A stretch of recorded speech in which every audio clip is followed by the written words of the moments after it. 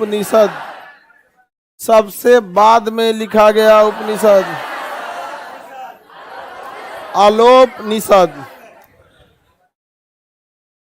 ब्रह्मा विष्णु महेश की चर्चा कौन सा उपनिषद? जालोपनिषद। कठोपनिषद में किसकी चर्चा? यम, नचिकेता और ओम। यम, नचिकेता और ओम की चर्चा। सत्यमेव जयते मुंडकोपनिषद। बताइए तो टोटल कितने उपनिषदों को मान्यता है? 13। अच्छा है कि नहीं है? सपोज कीजिए 108 को अगर मान्यता मिल जाता तब तो आज कहानी कुछ और होती, मजा आ जाता।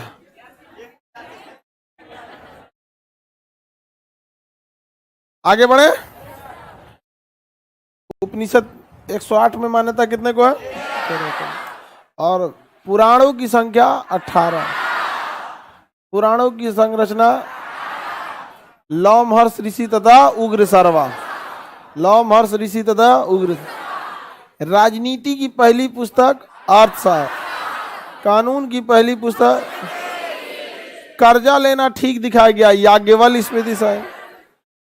8 प्रकार की विवाह की चर्चा है मनुस्मृति। 8 प्रकार की विवाह मनुस्मृति। आज संस्कार कितना है? 16। गर्भधारण चौथा संस्कार और दाह संस्कार अंतिम से कौन सी पता चल रहा है? गधा कहीं का 16वां। अंतिम से कुछ पता चल रहा है? दाह संस्कार 16। दाह संस्कार 16वां संस्कार। समझ में आ गया कि नहीं आ गया? हो गया? संस्कार वगैरह बता दिए। महिलाओं के लिए विवाह की आयु कितना? 12 बोल दिया था। और पुरुष के लिए 25 बोल दिया। उठपटांग नहीं था जी। 12 साल की लड़की से बिया करके झुंझुन।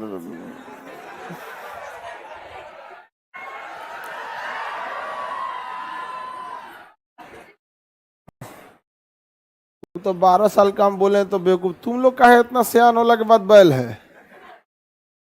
पहले महिलाओं पे बहुत अत्याचार होता था। किसी को भी अगर बर्बाद करना है तो उससे एजुकेशन छीन लीजिए। किसी को भी अगर बर्बाद करना है सबसे पहले उससे क्या छीन लीजिए? एजुकेशन। जैसे आप एजुकेशन छीनेंगे उसके अंदर बातचीत, डिप्लोमेसी, सारी चीजें खत्म होने लगी। एजुकेशन छीन लीजिए। 2 चीज बहुत मायने, एजुकेशन एंड कल्चर। एजुकेशन के खिलाफ गए तो एक खत्म हो जाएगा। कल्चर के खिलाफ जाएगा तो आपको पता ही नहीं चलेगा, समाज आपके खिलाफ हो जाएगा। कल्चर के खिलाफ जाएंगे ना, समाज आपके खिलाफ हो जाएगा। आज गांव में महिलाओं को जो पढ़ने का विरोध करता है वो कभी पढ़ाई का विरोध नहीं करता है, बट उनको पता है कि अगर पढ़ लेगी ना तो वेस्टर्न कल्चर अपना लेगी। अच्छा, महिलाओं को वेस्टर्न कल्चर को मॉडर्न कल्चर रखता है। इन सबको कोई बुझा के चल जाता है, ये फाटल कपड़ा पहन लो, ये मॉडर्न है। मॉडर्न नहीं, वेस्टर्न है। समझ में आ गया कि नहीं आ गया? और नसीहत देगी सर, ये सब तो मॉडर्न है। एक काम करो, यही मॉडर्न कपड़ा पहन के यूपीएससी के इंटरव्यू में चल जाओ, सब मॉडर्न गिरी निकाल देगा वहां से। काहे वहां काहे नहीं लॉजिक देते हो लोग? हैं, वहीं लॉजिक दे सकते हो जहां जवान लड़ाना बनेगा, वहां भी दे दो। आप मॉडर्न है तो मॉडर्न तो अच्छी चीज होती है। जैसे पहले ऑपरेशन बड़ा पुराने जमाने से होता था, आज लेजर आ गया है तो ओपन सर्जरी से मॉडर्न तरीका है लेजर सर्जरी। हर कोई मॉडर्न का तारीफ करता है, लेकिन लड़की आप लोग अंग्रेजों का ढाल बनी हुई है। वो मॉडर्न कह के अपनी संस्कृति चिपका देते हैं और आप उनके लिए लड़ रही हैं कि फटला कपड़ा उपड़ा ये modern. This is not modern, this is western. Modern तरीके को हर एक व्यक्ति अपनाता है, हर एक व्यक्ति अपनाता है। नहीं समझे? मॉडर्न तरीका का आजकल दवाइयाँ बिल्कुल मॉडर्न हो गई हैं। पहले के मलेरिया की दवा के लिए कुनैन पीसा जाता था, सिनकोना की छान। आज मॉडर्न है, क्लोरोक्विन खा लीजिए। तो किसी को मॉडर्न से ऐतराज है? हाँ, पहले डॉक्टर ओपन सर्जरी करता था, अभी लेजर से कर रहा है। अभी क्या है? मॉडर्न है। ई का कि पहले वो साड़ी पहन के करेगा, फटलावा जीन्स पहन के कर देगा, ये मॉडर्न है क्या? वो तो कल्चर है। भारत की लड़कियों को अंग्रेजों ने अपना अपना एकदम वकील बना के रख दिया यहाँ पे। कल्चर और एजुकेशन अगर गया, कहानी खत्म। पूरा समाज आपका विरोध में आ जाएगा जिस दिन आप कल्चर के खिलाफ जाएंगे। समझ में आ रहा है कि नहीं आ रहा है? हाँ,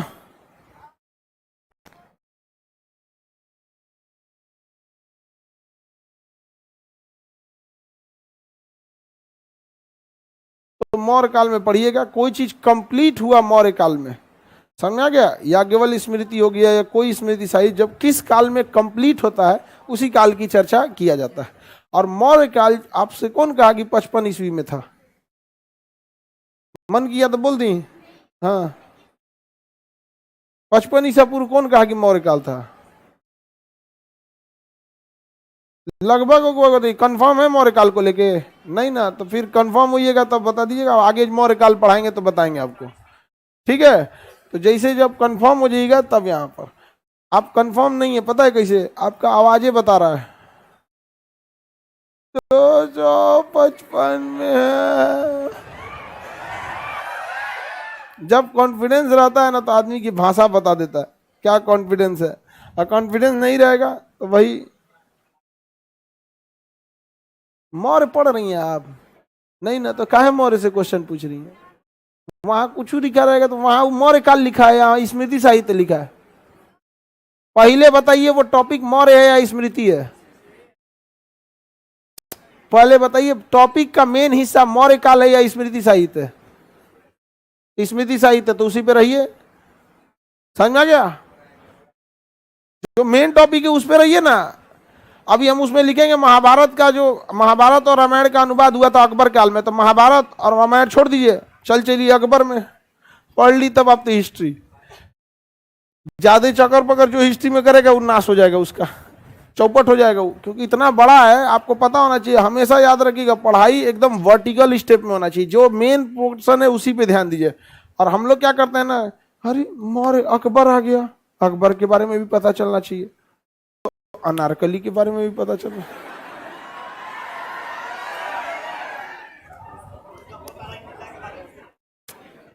अब हम लोग को आज देखना है, मनुस्मृति में कई अलग अलग चीजों की चर्चा थी। 4 प्रकार के पुरुषार्थ की चर्चा थी और 3 प्रकार के ऋण की चर्चा थी। मौर्य काल में 8 प्रकार के विवाह, 16 प्रकार के संस्कार, 3 प्रकार के ऋण, 4 प्रकार के पुरुषार्थ। 4 प्रकार के पुरुषार्थ। आप सबको पीडीएफ मिला हुआ है? आगे बढ़े तो आपको विवाह के 8 प्रकार याद करके कोई फायदा है? अच्छा, हमको अगर देर आप लोग को विद्वता झाड़ना रहता तो 8 प्रकार का विवाह बता देते, 16 संस्कार बना देते, और आप लोग खूब बढ़िया से इसको करते कि वाह सर कितना डिटेल से पढ़ाए हैं। हिंदी मीडियम के रिजल्ट न होने के पीछे सबसे बड़ा कारण यहाँ हिंदी मीडियम के टीचर हैं। वो बच्चों के आगे अपनी विद्वता इतना झाड़ देते हैं। 8 प्रकार के विवाह की चर्चा करेंगे, राक्षस विवाह, देव विवाह, ये विवाह, वो विवाह, गंधर्व विवाह, अरे 16 संस्कार की चर्चा करेंगे। पूछना भी होगा उसे, तो पूछेगा कुल संस्कार की संख्या 16। संस्कार की चर्चा किस में आता है, किस पुस्तक में? मनुस्मृति में। कि आपसे 16 संस्कार पूछेगा। अगर अच्छा, लेकिन अगर आप वही गुरुकुल में पढ़ते हैं, वहां पूरा 16 पूछता आपसे, तो कहा वहां का लगता है बर्नौली का नियम पूछता, न्यूटन का तीसरा नियम पूछता? नहीं पूछता। समझ में आ गया कि नहीं? आप बोले कि टेस्ट लेंगे, हाँ ये वाला खत्म हो जाए ना, ये वाला क्या नाम है, महाभारत तक, तो टेस्ट ले लेंगे। टेस्ट के लिए भी बाबू कुछ क्वेश्चन भी रहना चाहिए, कम से कम 50-100 क्वेश्चन रहना चाहिए, तब ना अच्छा लगेगा टेस्ट। आगे बढ़ते हैं। कितने प्रकार के बाबू इसमें संस्कार की चर्चा है? 16। अंत्येष्टि यानी दाह संस्कार 16वां संस्कार, जिसे अमूमन हम अंतिम संस्कार कहते हैं। अब देखते हैं 3 प्रकार के ऋण। पहला कह रहा है देव ऋण। देखिए देवी देवताओं का ऋण क्या है, तो देव ऋण में कहा गया कि पूजा पाठ अनुष्ठान यज्ञ वगैरह आपको जीवन में एक बार करा दीजिएगा तो देव के ऋण से क्या हो जाएगा, मुक्त हो जाएगा। तो इसमें मनुस्मृति के हिसाब से जीवन में एक बार पूजा पाठ यज्ञ जिस जैसी आपकी हैसियत है उसी हिसाब से कीजिए। यज्ञ में तो ज्यादा पैसा वैसा लग जाता है, परिक्रमा वगैरह ज्यादा करना है, पूजा पाठ में कम लगता है। समझ में आ गया कि नहीं? पूजा पाठ में तो नॉर्मल आदमी को बुला लीजिए, यज्ञ में तो पूरा गाँव उठ के चल आता है, परिक्रमा मेला वाला सब लग जाता है। तो देव ऋण से मुक्त होना है तो क्या करना पड़ेगा? पूजा पाठ अनुष्ठान करिएगा, देव ऋण से मुक्त हो जाएगा। दूसरा ऋण क्या कहता है? ऋषि ऋण। देखिए ऋषि पहले के जमाने में शिक्षा देते थे। ऋषि क्या देते थे? शिक्षा। तो आप ऋषि से शिक्षा लेके आए तो ऋषि को उस समय गुरु दक्षिणा होती थी। आज भी भारत में फीस का कल्चर नहीं था। किसका कल्चर था? गुरु दक्षिणा। तो ऋषि ने जो आपको शिक्षा दिया, बदले में आपने उसको पैसा नहीं बल्कि आपने उसे दक्षिणा दिया, आपके ऊपर वो ऋण लद गया। भारत की संस्कृति देखिए कितना बढ़िया था कि आप जंगल में गए पढ़ने, गुरुकुल में ऋषि ने आपको शिक्षा दिया, बदले में आपने ऋषि को फीस नहीं दिया, आपने क्या दिया? दक्षिणा दिया। दक्षिणा जो होता है वो फीस नहीं होता है, लेकिन आपके ऊपर गुरु ने जो शिक्षा दिया उसके ऊपर ऋण लदा गया। वो कौन सा ऋण हो गया? ऋषि ऋण। अब वो ऋण तभी उतरेगा जब आप अपने बच्चे को भेज के शिक्षा दिला दीजिए। समझ में आ गया कि नहीं आ गया? अब आपका ऋषि ऋण उतर गया, वो लइकवा पे चढ़ गया। अब वो लइकवा को जिम्मेदारी होगा अपने छोटका लइकवा को क्या दे? शिक्षा दे। फिर उसकी जिम्मेदारी होगा अपने लइकवा को शिक्षा दे। सोचिए भारत में शिक्षा का महत्व कितना ज्यादा था कि नहीं था? लेकिन अफसोस कि यह केवल ऊंचे जाति तक सीमित था, केवल ऊंची जाति तक सीमित था। हम लोग ने प्राचीन काल में ऐसी गलती की कि महिलाओं को और दलितों को समाज में शिक्षा से काट दिया। यही रीजन है कि आज भी हम पीछे हैं। वरना जिस दिन दलित समाज और महिला भारत के उत्थान में बराबर का कंधा लगा दी, उस दिन भारत को अमेरिका से आगे जाने में कोई नहीं रोक सकता। आज वहां देखिए नासा में साइंटिस्ट लेगा कि कौन, इसरो में देखिए, डीआरडीओ में देखिए, कहां महिलाएं नहीं है। लेकिन इन्हें शिक्षा से क्या कर दिया गया? वंचित कर दिया गया। बहुत ज्यादा शिक्षा से क्या किया गया? वंचित किया गया। और जब भी आप शिक्षा से वंचित होंगे ना, तो अपनी आवाज उठाने में कौन सी भाषा का प्रयोग करना है, कैसी डिप्लोमेसी का प्रयोग करना है, ये नहीं हो पाएगा।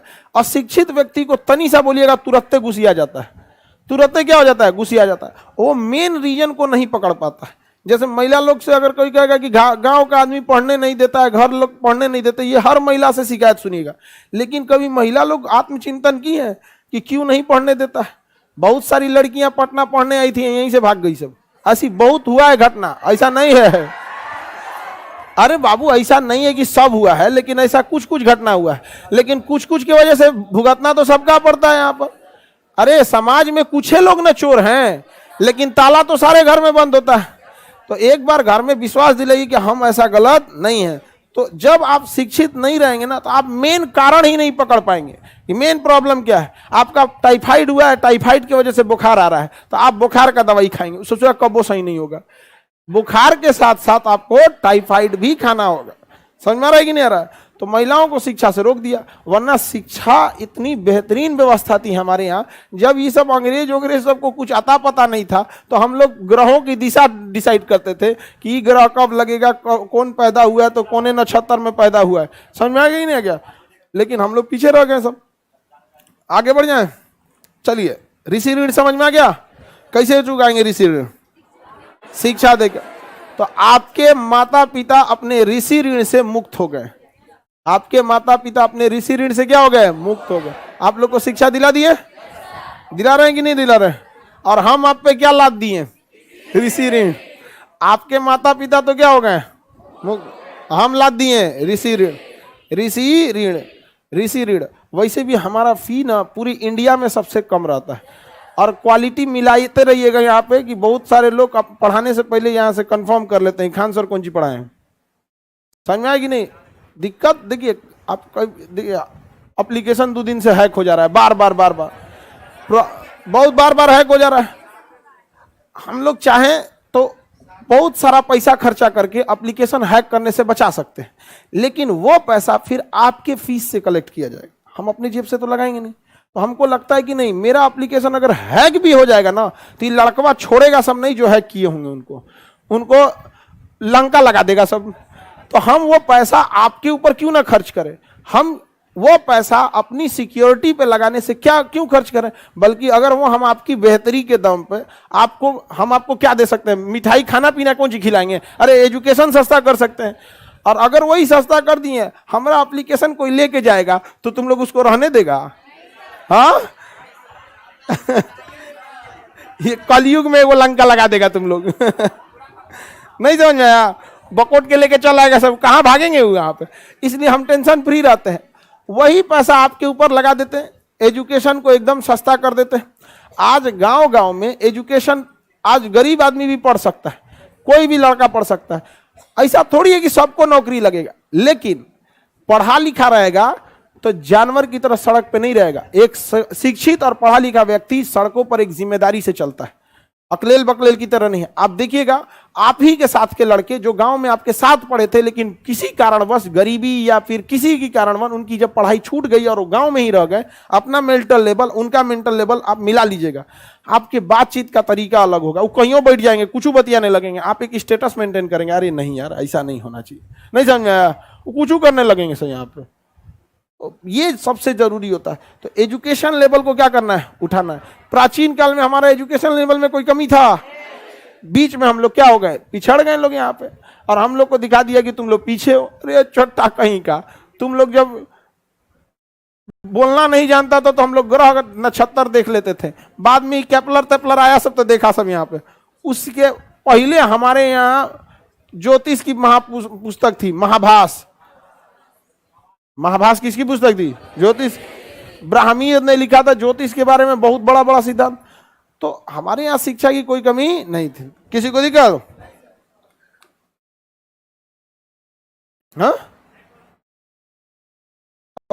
हम है जो सिस्टम, हम ना अपने एप्लीकेशन को बहुत डिजाइन से रखे हैं। जैसे आप अपना email ID mobile number register करते हैं ना, वो दूसरे सर्वर पे है, आपका पीडीएफ दूसरे सर्वर पे है, लाइव क्लास दूसरे सर्वर पे है, रिकॉर्डेड क्लास दूसरे सर्वर पे है, कमेंट जाता है वो दूसरे सर्वर पे जाता है। तो सब हैके नहीं कर पाता है सब। कोनो बेंगलोर में सर्वर है, कोनो मुंबई में सर्वर है, कोनो सर्वर कहाँ है, कोई सर्वर हमें नहीं पता है कहाँ है, इसलिए एक के को हैके नहीं कर पाता। इसलिए देखिएगा ना, हैक होने के बावजूद तो चलते रहता है। हैक हो गया है, चल रहा है। रीजन क्या है? मान के चलिए उसने फ्रंट एंड हैक कर लिया, तो मेरा नाम बदल देगा, कैलिफोर्निया क्लासेस, कुछ भी कर दिया। लेकिन अब देखिए वहां पे क्या होगा, एक सर्वर गया कोई बात नहीं, एक गया तो कोई दिक्कत नहीं हो जाता है। मान के चलिए लाइव वाला उड़ा दिया कोई, रिकॉर्डेड में कोई दिक्कत नहीं। और सबसे हाई सिक्योरिटी आपका ईमेल और मोबाइल नंबर, समझा? उसमें सबसे ज्यादा हाई लेवल की सिक्योरिटी रहती है, समझा कि नहीं? क्योंकि उसमें आपका मोबाइल नंबर, ईमेल आईडी आपकी पर्सनल चीज है, उस पर मेरा अधिकार नहीं है। लेकिन गूगल के और भारत सरकार के टर्म्स कंडीशन है, हम किसी को भी अगर सर्विस देते हैं तो उसका ईमेल आईडी मोबाइल नंबर होना चाहिए, ताकि अगर मेरी सर्विस का अगर वो मिसयूज किया तो हम उसी के थ्रू वहां तक पहुंच सकते हैं। तो इसके लिए आप लोग एकदम निश्चिंत रहिए। एक की जगह लगा देते ना, एक की जगह गायब हो जाता। ऐसा सर्वर है ना कि एगो गांव में गोजर होते हैं, सर गोजर का 10-15 को पैर होता है, एगो टूटियो गया ना तो लंगड़ा के चलता है। तो वही हमारा एप्लीकेशन है, 2-4 को टूट टाट भी जाएगा ना, लंगड़ा के। ऐसा भी हो सकता है क्लास नहीं चलेगा, कमेंट चलेगा।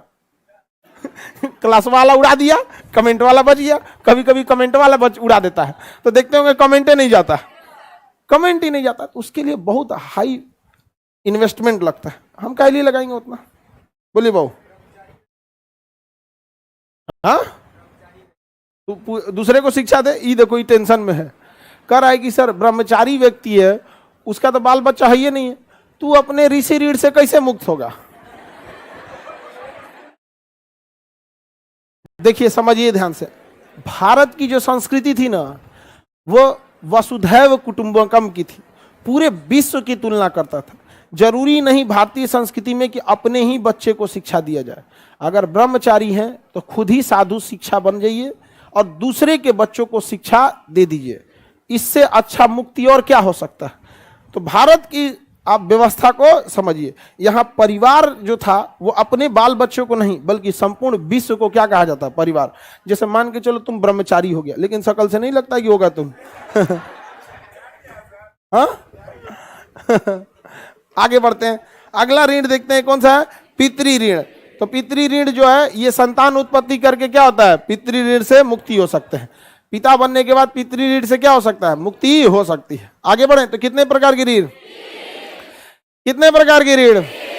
Any problem? हाँ, तो मनुस्मृति में ऋणों की चर्चा 3। पहला देव ऋण, ऋषि ऋण, पितृ ऋण। पितृ ऋण, अभी आप पे तीनों ऋण चढ़ा हुआ है। अभी आप पे कौन सा ऋण है? तीनों। पूजा पाठ करा देंगे तो कौन ऋण से मुक्त हो जाएंगे?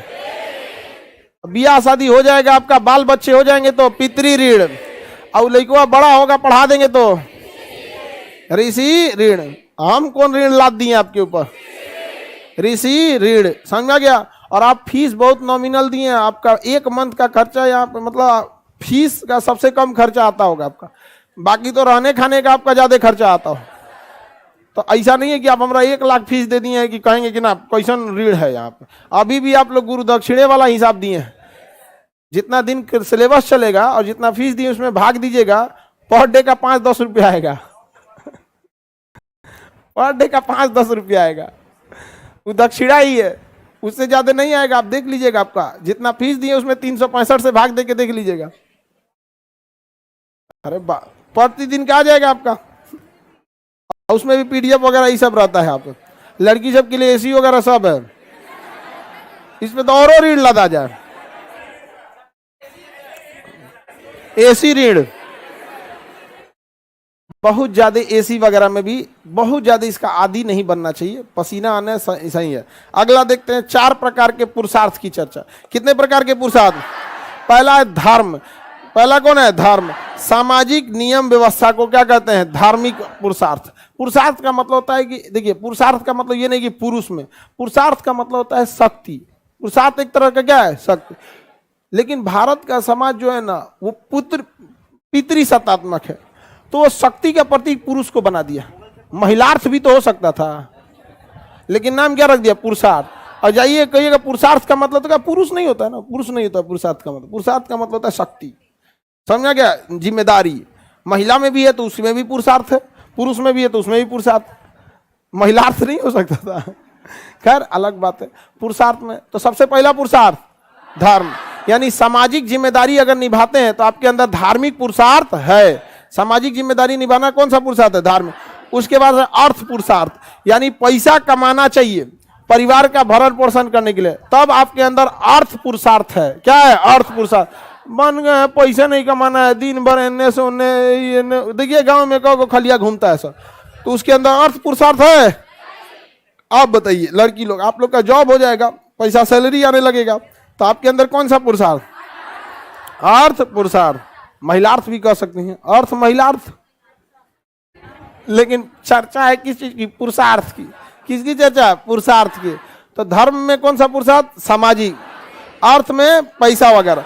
उसका काम पुरुषार्थ, मतलब शादी ब्याह करके शारीरिक संबंध से बच्चे का उत्पन्न करना, ताकि समाज आगे बढ़ सके, एक सामाजिक व्यवस्था को ढल सके, वो कौन सा हो जाएगा? काम पुरुषार्थ। और सबसे लास्ट में होता है मोक्ष पुरुषार्थ, मतलब एकदम जब लास्ट में बुढ़ारी हो गए, आप लोग का बूढ़े हो गए, आत्मा में शांति के लिए पूजा पाठ सन्यासी जीवन को अपना लीजिए, मोक्ष पुरुषार्थ। तो पुरुषार्थ की चर्चा, ऋण, संस्कार, विवाह, 8 प्रकार का, 8 गो नहीं, विवाह में 8 गो में कोई 1 गो न करेंगे, लेकिन संस्कार में तो 16 करना पड़ेगा, ऋण में तो 3 देना पड़ेगा, पुरुषार्थ में तो 4।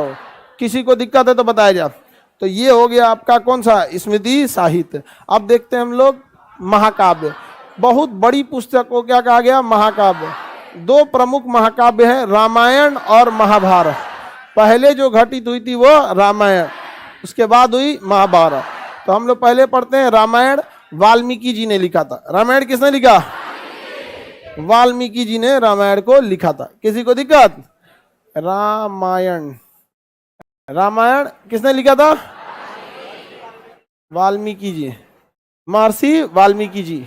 महर्षि थे, विद्वान थे, वाल्मीकि जी ने लिखा था। समझ में आ गया कि नहीं आ गया? किसने लिखा?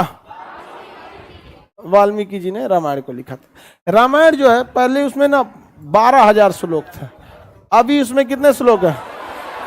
24,000 श्लोक है। कई बार आप देखते होंगे कुछ ऐसे ऐसे श्लोक भी आ जाते हैं जिसको बाद वाले कुछ आया सब कुछ और लिख दिया।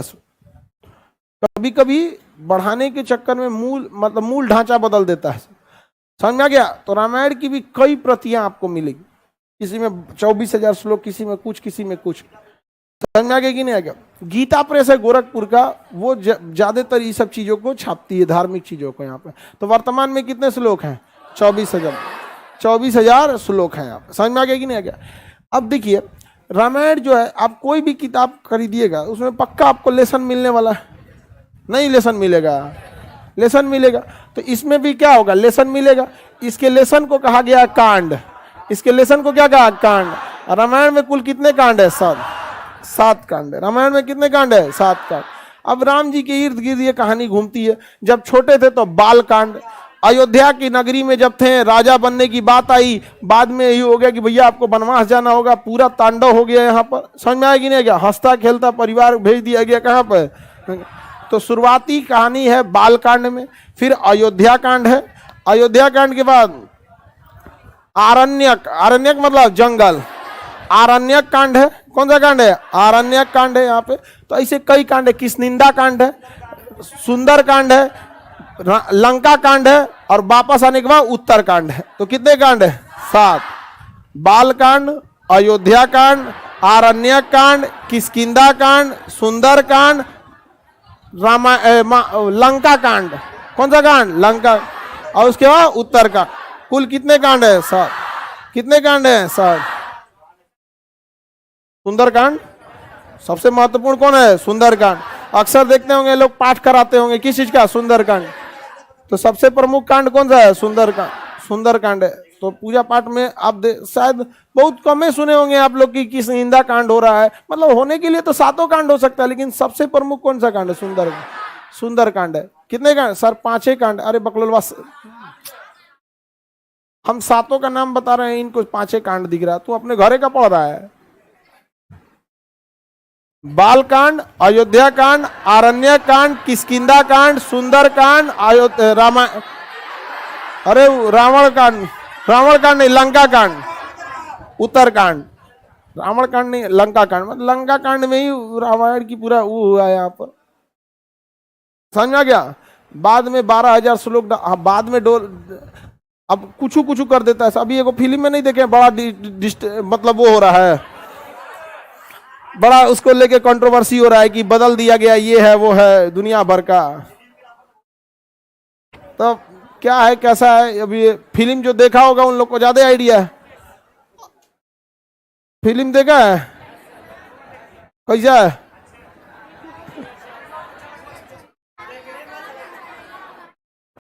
कार्टून जैसा है?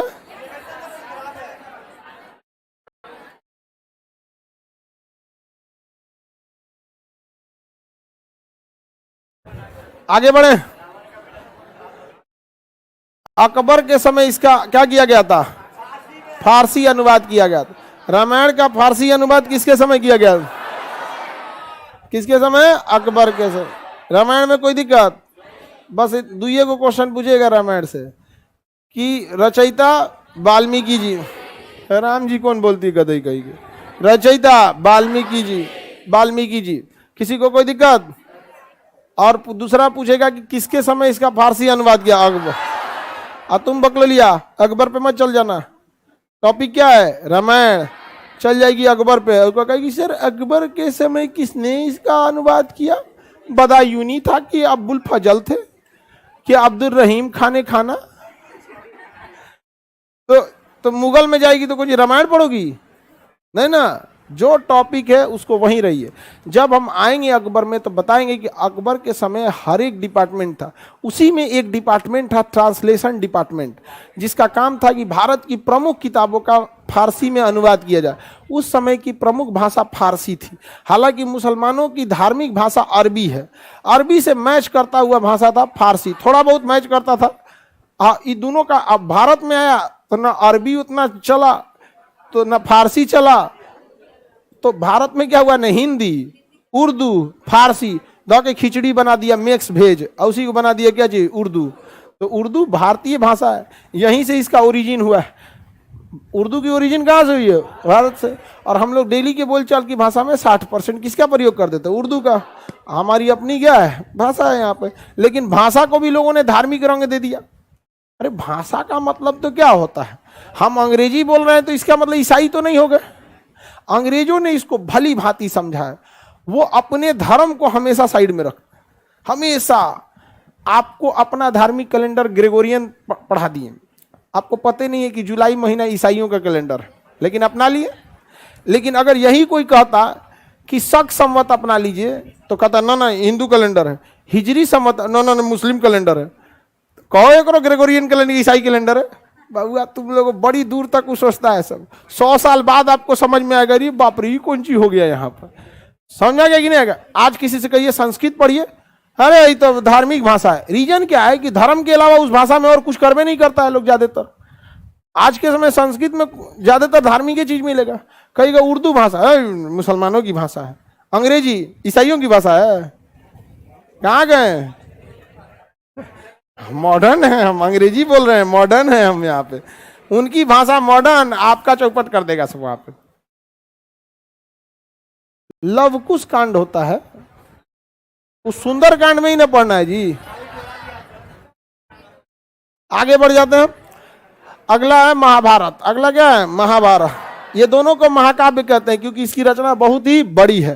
तो रामायण से भी बड़ी क्या है? महाभारत। क्या है? महाभारत। महाभारत वेद व्यास ने लिखा था। महाभारत किसने लिखा था? वेद व्यास। वेद व्यास। अब लड़कों में कंफ्यूजन क्या होता है कि वाल्मीकि जी और वेद व्यास में, इन दोनों में कंफ्यूजन हो जाता है। इसलिए इस कंफ्यूजन को दूर करना जरूरी है, क्योंकि क्वेश्चन पूछ दिया महाभारत किसने लिखा और रामायण किसने लिखा, तो कंफ्यूज आइएगा नहीं। महाभारत किसने लिखा?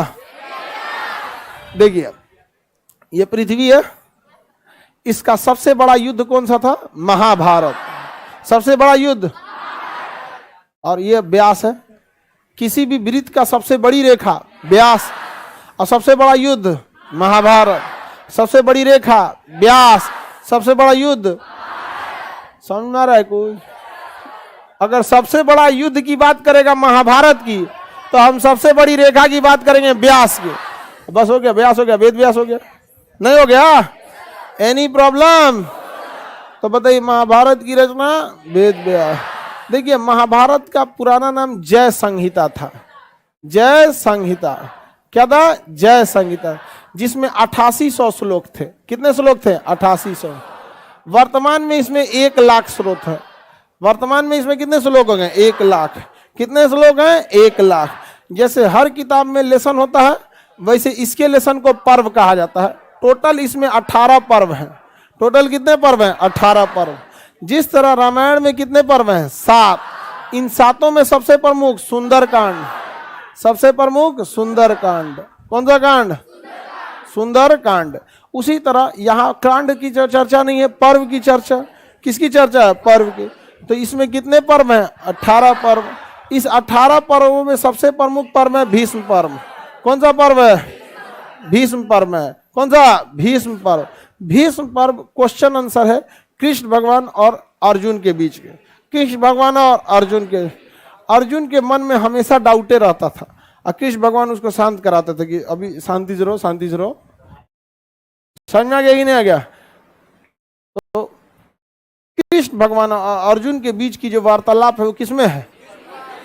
किसमें है? भीष्म पर्व में। भीष्म पर्व में। और इसी भीष्म पर्व को हम लोग भागवत गीता कहते हैं। क्या कहते हैं? भागवत गीता कहते हैं, जिसे लोग शॉर्टकट में क्या कहने लगते हैं? गीता कहते हैं। क्या कहते हैं? गीता कहते हैं। और इसी पे रख के कसम खिलवाता है। हम गीता पे कसम खाते हैं, हम रामायण पे कसम खाते हैं, हम कुरान पे खाते हैं, और खाने वाला उस पे भी झूठा कसम खा जाता है। नहीं समझ में? एक शायर ने कहा था कि अगर कसमें सच होती तो सबसे पहले खुदा मरता। सबसे ज्यादा आदमी भगवान की कसम खाया है, और धरती कसम। झूठा कसम भी होता है। हमको तो लगता है 80% कसम झूठा ही होता है। उठ जा बबनी, मत सुतो, आगे बढ़े, टाइम से सो जाया करो।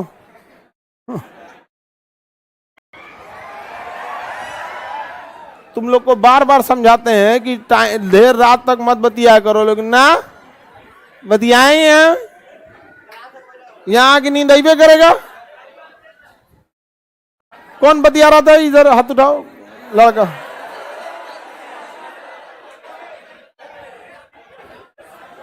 चलिए आगे बढ़ते हैं।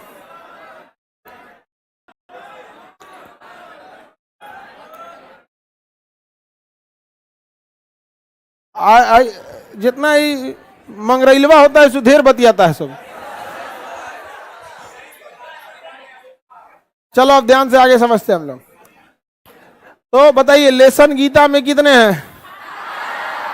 तबीयत खराब हो गया अब अपनी? जाइए खाना पीना खा के आया कीजिए।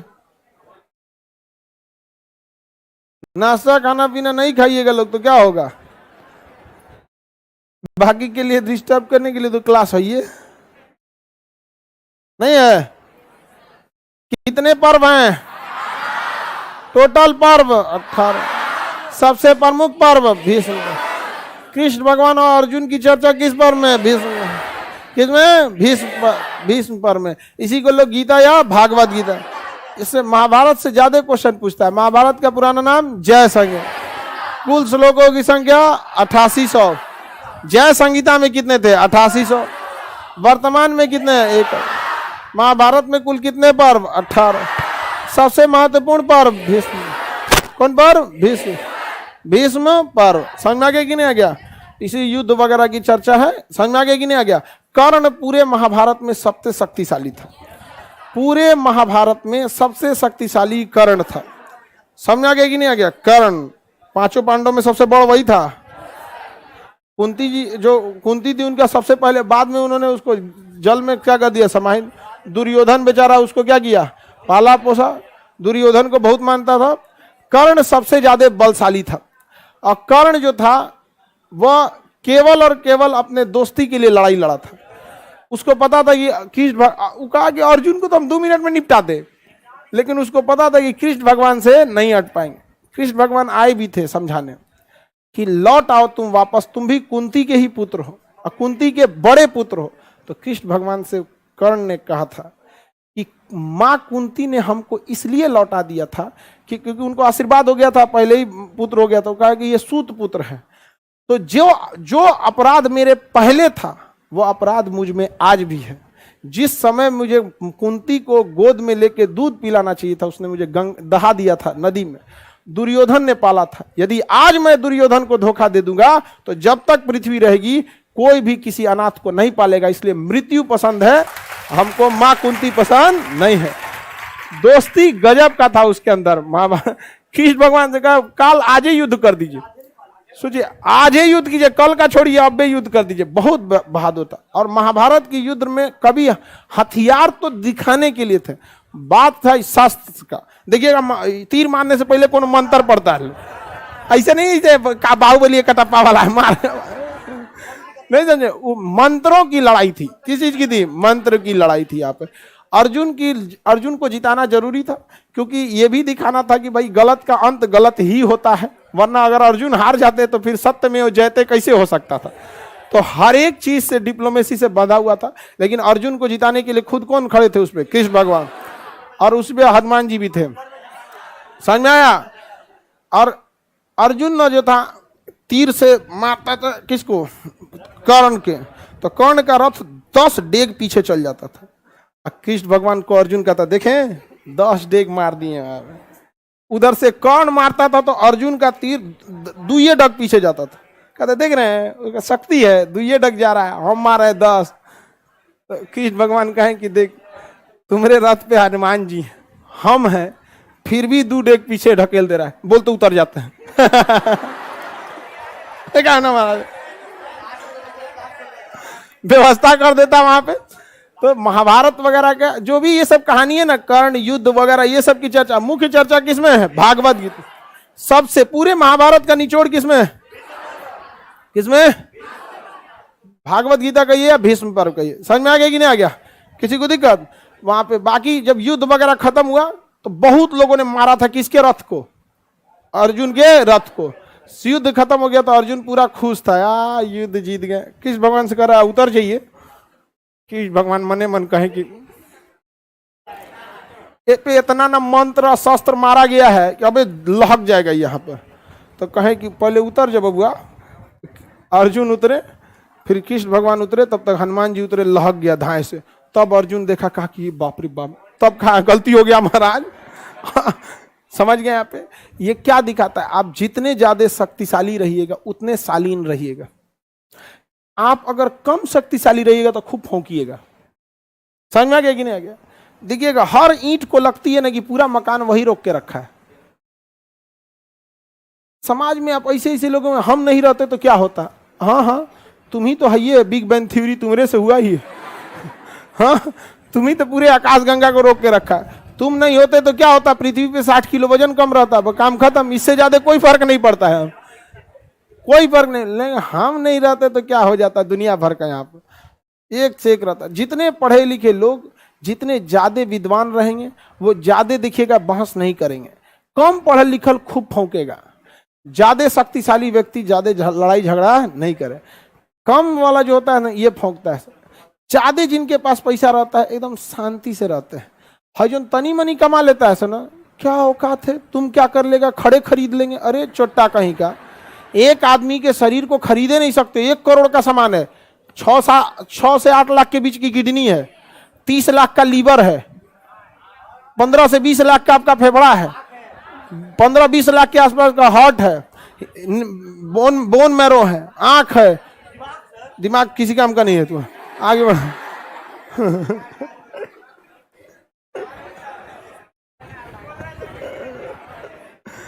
वो का दिमाग कौन लेगा भाई।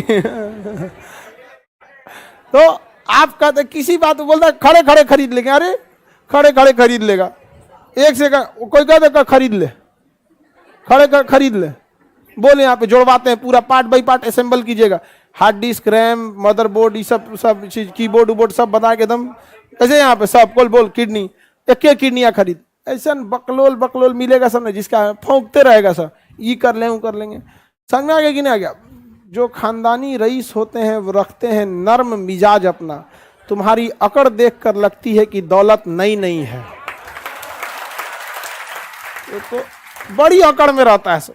उस सबको देखिएगा कोई हद नहीं है। तो ये सब अभी आप लोग युवा हैं लोग, थोड़ा सा ये सब बचिएगा। और हम बिहार वाले लोग इसी से बदनाम हो गए, इसी से बदनाम हो जाएंगे। यहाँ पे यहाँ सबसे बड़ी समस्या ना, 4 चक्का वाला ठेला वाला 3 चक्का वाला ठेला से खुद को सीनियर समझ रहा है। मतलब जो जिस लेवल पे उस लेवल पे दबदबा बनाना चाह रहा है। अरे यार एक लेवल रहने दो, तुम्हारे लेवल का नहीं, अभी जियो खाओ यहाँ, नहीं समझा। स्कूटी वाली साइकिल वाला से सीनियर समझ रहे। तो हम लोग क्या हो गए ना, बिहार वाले लोग, हम लोग गलती से ज्यादा बदनाम हो गए। समझ में आ गया कि नहीं। बदनाम ऐसे, चल तोरा देख लेंगे, इतना ना गोली मारेंगे धुआं हो जाएगा। अरे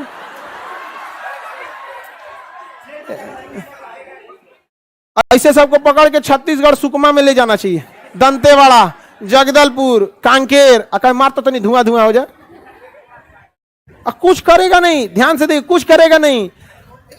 औवे बंदूकवा होता है, कालीन भैया जो बेचता है कट्टा, 4 गोली मार देंगे तो मुंह में फट जाता है उसका। दिक्कत ये है कि हम 12 करोड़ लोग को रुसवा होना पड़ता है। बाहर में हम लोग जाते हैं ना, तो हम लोग से पूछते हैं, खान सर वहां दुकान पे कट्टा बिकता है? कहेंगे नहीं जी, ऐसा कुछ नहीं है यहाँ पे, दुकान पे होता है। 2-4 कोई लफुअन टाइप का घूमते रहता है, ऐसा नहीं, ये बदनाम करके रख दिया है सब यहाँ पे। तो हम लोग बुरे नहीं बल्कि बदनाम हो गए। और एक कहावत कहा जाता है, दुनिया में सबसे खराब इंसान को कहता है बद। समझा क्या? बद एकदम सुपरलेटिव डिग्री है। तो कहा जाता है बद अच्छा, बदनाम बुरा। मतलब एकदम खराब हो जाइए वो चलेगा, लेकिन बदनाम मत होइए, बदनाम नहीं होना। तो बद अच्छा, बदनाम बुरा। नेता बदनाम होते हैं सब, और अधिकारी बद हैं। तो बद अच्छा, बदनाम बुरा। बिना अधिकारी को मिलाए नेता नहीं खाता है, लेकिन गाली अकेले कौन सुनता है? नेता। हाँ, यूपीएससी वाला कम खाता है सब। अरे बाप हो बाप, पार्टनर है सब नेता का ही। बिना पैसा खिलाए खा लीजिए, आपको ना आप देगा यहाँ पे। इस पुल का दोबारा जांच होगा, तुरंत हो गया जांच, काम खत्म। क्योंकि अधिकारी जो भी रिपोर्ट लिखते हैं उस फाइनल रिपोर्ट के बाद कोर्ट में जमा होता है, और उसका कोर्ट जब जांच करेगा, पुल खोदिए जी नीचे देखिए क्या है इसमें, तो फिर जांच हो जाएगा। आप समझ में आ गया? तो महाकाव्य कितने हैं? 2। महाकाव्य कितने? रामायण और किसी को दिक्कत नहीं। अब हम पढ़ेंगे वैदिक काल। ये बीच में किताब उताब घुस गया था।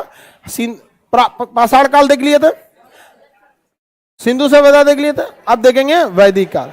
कब देखेंगे? मंडे को। कब देखेंगे? मंडे। Any problem? चलिए।